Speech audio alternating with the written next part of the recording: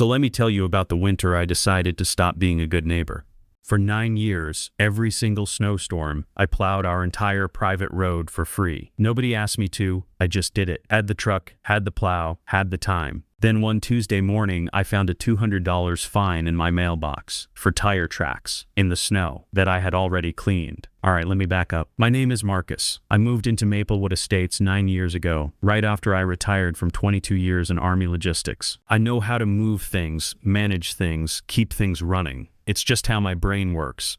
Maplewood Estates is a private road community. That means the city does not plow our road. The HOA is supposed to contract a plowing company. It's literally in the bylaws. But for 2 years before I moved in, they hadn't gotten around to it. Budget issues, politics, the usual. My first winter there was a storm, 6 inches. I watched 3 of my neighbors get stuck trying to get out for work. One of them, Dale, the retired teacher next door, ended up shoveling by hand for 2 hours just to move his car 10 feet. I had a truck, I had a plow, so I went out and plowed the road. Took me 45 minutes. Dale literally teared up. That was it. That was how it started. One storm, one favor, and then the next storm came, and the next. And every single winter for 9 years, I just did it. I never asked for money. I never asked for a thank you. I just did it because it made sense, and it helped people. The HOA knew I was doing it. Sandra, the HOA president, knew. She never offered to compensate me, never officially authorized it, never mentioned it in a meeting. She just let it happen because it was free. That should have been the first warning sign. February. Big storm. I'm talking 14 inches overnight. I was up at 4:30 in the morning, had the road cleared by 7 a.m. before anyone needed to leave for work. Normal Tuesday. I came back inside, made coffee, felt fine about life.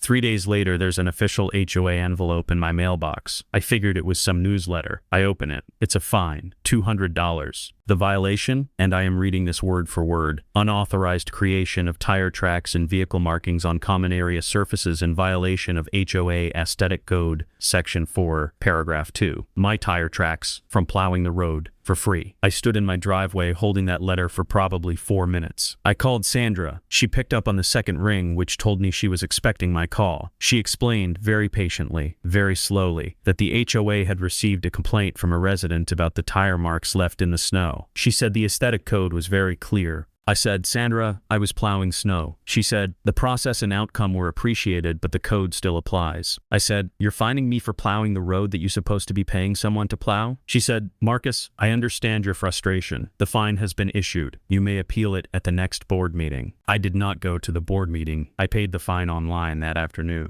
And I unhooked my plow from my truck right then, that same day, unhooked it, put it in my garage, closed the door. I was done. Here's what I did not do. I did not post about it on Nextdoor. I did not complain to my neighbors. I did not send Sandra a nasty email. I did not post sign in my yard. I did nothing. I said nothing. I just quietly, completely, permanently stopped. Dale knocked on my door a week later. Another small storm had come through, just 3 or 4 inches, and he noticed my truck hadn't moved. He said, hey Marcus, everything okay? You didn't plow. I said, I got fined for it, so I stopped. Dale blinked at me. He said, wait, what? I showed him the letter. He stood there reading it. Then he looked up and said, this is insane. I said, yep. He said, what are we going to do about the road? I said, that's an HOA problem, and I went back inside. 3 weeks after the fine, we got hit with a real storm, not a flurry. A legitimate winter storm, 8 inches in 12 hours, still coming down when I woke up. I made my coffee. I watched the snowfall. I did not touch my plow. By 8 a.m., my phone was buzzing. Neighbor group chat. A text chain that mostly sat quiet, suddenly lighting up. 7:54 a.m., road is not plowed. Anyone know what's going on? 8:02 a.m., Dale, reaching out to HOA. 8:11 a.m., I'm going to be late for work. This is ridiculous. 8:23 a.m., Karen Yu, HOA secretary. Hi everyone. We are aware of the situation and working on it.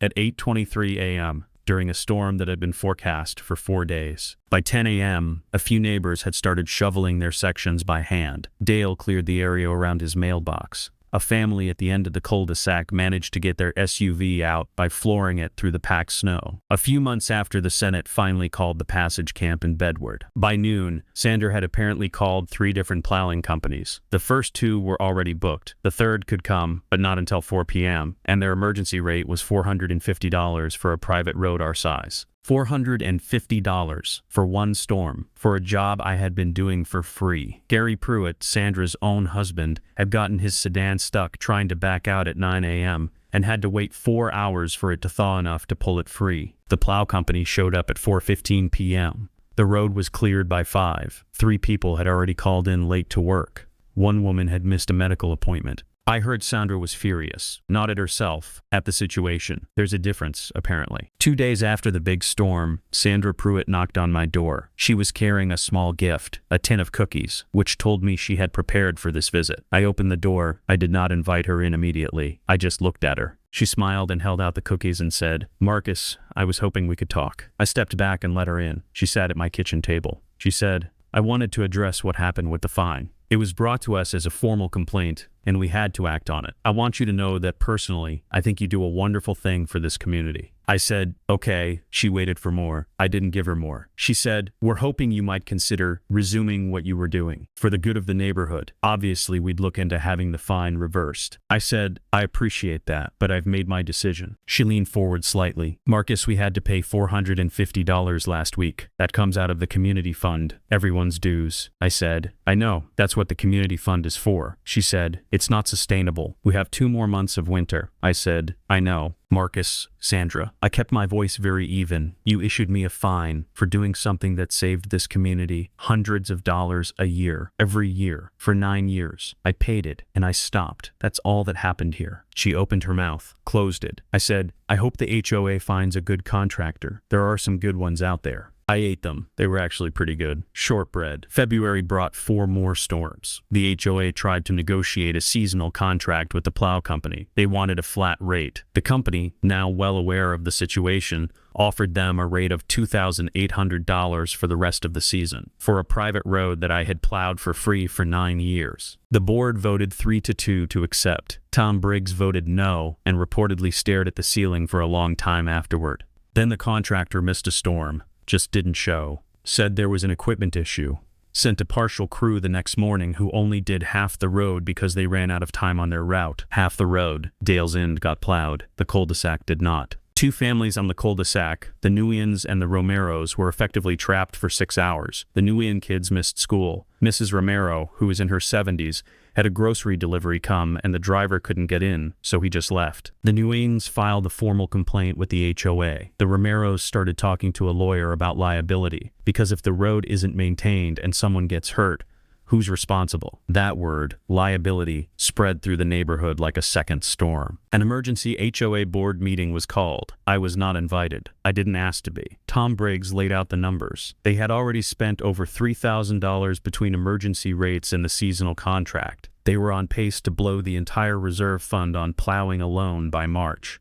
Sandra apparently argued that this was all manageable, that they just needed a better contractor. Tom apparently said, and I am told this is nearly a direct quote, "Sandra, we had a contractor. He lived next door, and he did it for free, and you fined him." The room, according to Karen, went very quiet. Sandra said that the fine had been procedurally correct. Tom said, "Great, we can note that in the bankruptcy filing." He was being dramatic, but only slightly. He was being dramatic, but only slightly. In early March, Dale knocked on my door again. He had a piece of paper, 21 signatures on it, more than half the neighborhood. It was a petition to the HOA board requesting that Marcus Webb's $200 fine be officially reversed, that the board formally acknowledge his 9 years of voluntary service, and that the board explore a reasonable compensation arrangement going forward. I read it. I handed it back. Dale said, "We're submitting it at the March meeting. Will you come?" I said no. He said, "Marcus."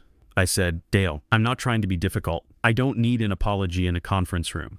What happened was what happened, but I'm not plugging that plow back in to make this easier for the people who made it harder for me." He nodded, said he understood. The petition was submitted. Sandra, I was told, went very still when she read it. The fine was reversed the following week. I got a certified letter, official HOA letterhead. I filed it away. I did not plow the road. So here's where things stand now. The Homeowners Association eventually found a new contractor. Regular rate, decent service. They raised annual dues by $45 per household to cover the cost. 34 homes. You can do that math. Sandra Pruitt is still HOA president. I see her sometimes at the mailbox. We nod. We don't talk much. Dale and I have dinner maybe once a month. My plow is still in my garage. I take it out sometimes to maintain it, keep the hydraulics from seizing up. Old habit. People ask me if I ever regret stopping, if I feel bad about the disruption, and I'll be honest with you, I think about it. But here's the thing. I was never the person responsible for that road. I chose to help because I could,